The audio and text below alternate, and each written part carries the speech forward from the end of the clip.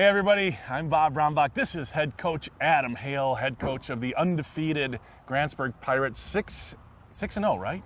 6-0 on the season in games played. I think if you look at WIS Sports, they're 8-0 because we had a couple weeks that were doubled up with a forfeit and an actual game played. But man, heading into last week, I was a little bit like, okay, it's unity, it's homecoming, it's like a big rival who's been historically good, and they've been historically good games. You guys came out and everything went right. You guys played extremely well. First half, end of the first half, 50-0. I don't think anybody there saw that kind of game brewing. So can you kind of walk us through that and tell us, like, how did that happen? Yeah, first of all, our guys, I credit the kids, they were really ready to play.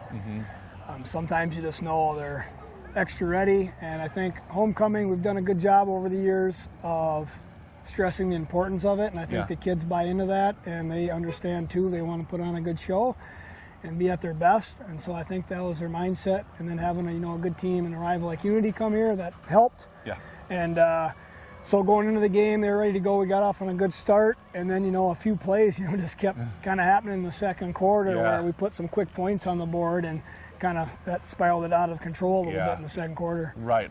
I think you guys scored 36 points in the second quarter, and like most of them under 7 minutes to go in the half. Like, it was a barrage. There was a pick six. There were just short fields. There was a fumble that you guys ended up scoring a couple plays later. Like, they fumbled inside the 20. So, I mean, things went your way, but you just came out there and you set the tone.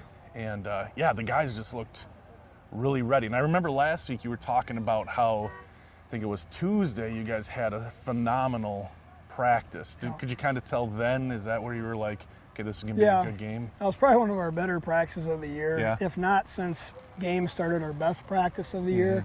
And so that was a good start to the week, and we kind of knew, all right, it's going to mean something. The guys are going to be ready to go. Wednesday dropped off a hair, which kind of knew it would. Right. I remember it was really hot. Yep, it was hot. But we still kept pretty good focus. Thursday was good, and so we were ready to go. And then, like you said, some things went right. A couple Brock's passes, were right on the money. Oh, my gosh. Or if it's a foot the other way, doesn't happen. So all those little things, make a big difference, in a quarter like that, and kind of help us break it open. Well, I think if I remember right, Brock was 10 for 11, 155 yards, and 4 touchdowns. So if you extrapolate that, and if you would have kept going, that's over 300 yards passing, 8 touchdowns. I mean, that's unreasonable, but heck of a performance by him. The deep passes were dots, as the kids say, just like right on the money. Gavin made a couple of fantastic snags. Trenton with some good runs after the catch. Three guys getting into the end zone through the fantastic, well-rounded. Defense came to play. I mean, I think they had 1 first down in the first half. Just all of these things. So how do you keep that going? You've got Webster this week. Webster's down a little bit this year. You guys coming off a huge win. How do you keep the boys focused, and how do you not take Webster lightly going into Friday? Well, they got a win last week, so they got it rolling a little bit. And then we always stress it's a rivalry game. These close games, we don't have them anymore.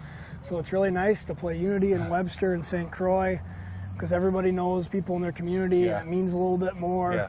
So I think that's important, and the kids know that, and they want to come out again and win these rivalry games, because they are a little bit bigger deal than going to play a team in Michigan that no one's ever heard of. Right. So you got to kind of throw out the records with that mentality and say, hey, let's get after it. They're going to come after you, and give it your best shot. Absolutely. You guys finally cracked the top 10 in Division 6. Thought it was a long time coming for you. How does that matter? I mean, it doesn't matter, but does it matter? Do the kids care? Do you care about those mid-season rankings? I saw that we were ranked. I never heard anything from the kids. Okay. So maybe it means a lot. I mean, obviously it really doesn't to me. It's nice to be recognized. That's nice. But in the scheme of things, it means nothing. Right. I kind of like flying under the radar, staying unranked, and going into the playoffs with something to prove and not getting that respect. That's always kind of my mentality. And again, it's nice for the kids to get recognized, and they've done a good job. They deserve it. And so the thing is just to keep it going and not take any steps backwards. Real good. So you got 3 regular season games left. That's hard to believe.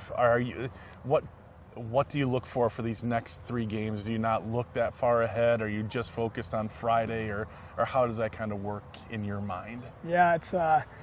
I think it's easy because it's all conference games. Yeah. And if they want to win the conference, they got to play it game by game. They can't look past anything. They got to think about just kind of winning each quarter. That's the mentality. If you want to be conference champs, you can't have any setbacks. Otherwise, you end up tying or even losing it, and you don't want that. So I think with it being a conference title on the line, there should be good focus, and kids should understand what they're playing for. Awesome. Well, I don't have any other questions. Do you have anything else to add? I don't believe so. I can't believe you don't have extra words to use. Just about fantasy football? No. No, we don't play. I did smoke your dad. It was like elder abuse. I smoked him. It was my first win, his first loss. I saw he left really quickly. I guess we could comment on the Vikings being terrible and the Gophers being just, terrible. What the heck? But the Vikings are just so irritating. But that loss to Northwestern from the Gophers. Yeah, that was That pretty was brutal. infuriating too.